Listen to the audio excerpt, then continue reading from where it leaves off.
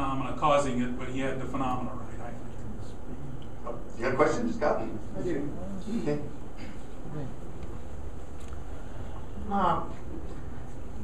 I'm trying to understand, so if this bending is taking place, is it kind of a density of, you view it as a density of the ether changing?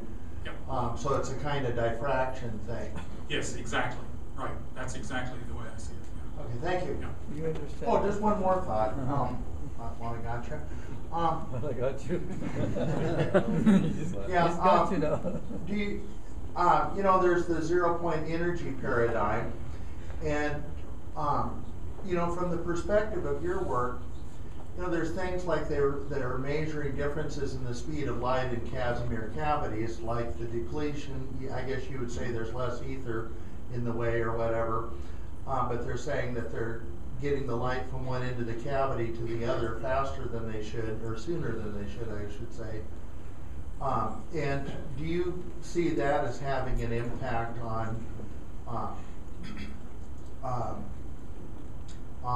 you know, ether theory and gravitational things like Rueda, Puthoff, and Hage? In fact, my gravity paper, after I had written it, Hal said, "Hey, I wrote a paper that's almost like that," and he in fact sent me a copy of his paper, and he was right.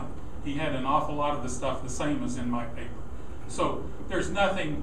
I think mainly the speed of light measurements that some have sped it down, some sped up a bit, and some have slowed it down a bit. But they're using index of refraction phenomena fundamentally to do that, I believe. I don't know how they create a negative index of refraction, but that's what they claim to have done. Well, we yeah. say there's less flux there. Yeah. Yeah. In any case, I respect Hal's work for sure. He did it, took a different approach to come up with exactly some of the same phenomena that I do. For example, I get the speed of light squared, it decreases with the square as you come down in the gravity field, but the energy comes down as only once as so c squared decreases by a factor of 4 of the scale factor. That means in order for the energy to decrease by only 1, the mass in a gravity field has to increase by the 3rd power, or decrease depending on the direction. And that fits and looks great. And he came up, I think I said in my paper, I haven't ever seen this before, and he showed me a paper he'd written earlier where Hal had derived that same phenomenon based on permittivity and permeability of vacuum. I'm trying to understand the relationship between Casimir effect and the van der Waal, because I heard a statement from somebody who said, if you submit a paper to any of the mainstream journals, you know, physics letters and stuff like that, and you use Casimir force in it, it will be rejected. And once it's, even after it's been rejected, replace Casimir force by van der Waal, and it'll be accepted. I'm not an expert in that field at all, so I wouldn't be able to comment. Ron, you invoked the celery transformation. The celery transformation is not a group, therefore it has to decide on a preferred reference frame of 0 velocity. What is that frame? I believe it's the cosmic background radiation frame, because we can measure velocity with respect to it. Isotropic temperature of the cosmic background defines a rest frame. I think that's probably it. Now, Tom Van Flanderen, the late Tom Van Flanderen, argued that that could be caused by a local, what do I want to say, nova or something that way. I don't know. It turns out that because of this phenomena of being able to map from one to the other, the celery transformation, in one sense, requires you to define which frame you're going to use as a reference. And I don't know any way to get around that. Yeah. But it seems to be real. Again, the special relativity has a scaling problem when you really look carefully at it. It scales things smaller and then scales them smaller again when you come back.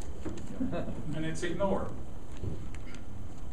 You said something earlier about an index of refraction below a negative index, which to me an index of refraction of faster than speed of light would have to be below the number 1.